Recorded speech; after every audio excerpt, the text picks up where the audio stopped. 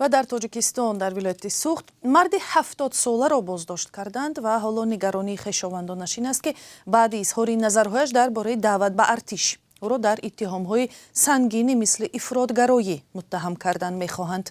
مقامات هنوز سبب یک هفته به این طرف در بازداشت بودن کمال‌الدین شرافوف را شرح نمی‌دهند.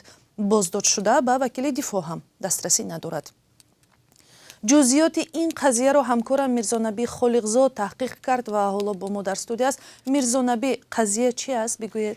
این قضیه از آن شروع می شود که روز 5 می کارمندان اداره امنیت شهر اصفهان کمال‌الدین شرافوف را برای حاضر نشدن فرزند یک همدیه‌اش به خدمت عسکری دعوت می‌کنند. در این گفتمان‌ها با مقامات نماینده کمیسریت حربی جماعت هم اشتراک داشتند. مقامات با پدری دعوت شونده به ارتش برای از روسیه آوردن پسرش بحث می‌کنند. یکی از خویشاوندان شرافوف به ما نقل کرد که او به مقامات در این بحث گفته است شما نباید با پدری آن بچه ارتش گریز جنجال کنید، بلکه پسرش را از راه قانونی به تاجیکستان بیارید. اگر این طور قانونی مناسبت کنید من درباره کار شما به رادیو آزادی و اصلاح تیوی می نویسم. به گفته او مقامات این بحث را یک سو گذاشته تلفن شرافوف را جستجو و در پی این خلاصه خود را پیشنهاد کردند. از جمله در آن گفته شده است که شرافوف به نوارهای کانال اصلاح تیوی آبونه شده لایک گذاشته است. با قبل آنها عملهای شرافوف به ماده کودکس جنایی عاید به تندگرایی موافقت می‌کند. معلوم نیست خود شرافوف چی نظر دارد چون به وکیل دفاع هم دسترسی ندارد.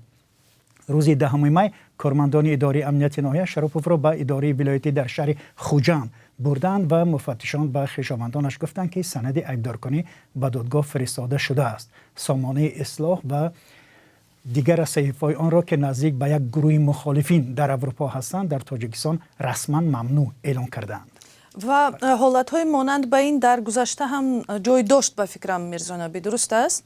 بله دقیقاً درست است. همین 5 ماه پیش دادگاه ختلان یک خبرنگار و یک ساکن ناحیه 5 را برای همکاری با سازمان‌های ممنوع هر یکی را با 5 سال و 4 ماهه زندان کرد.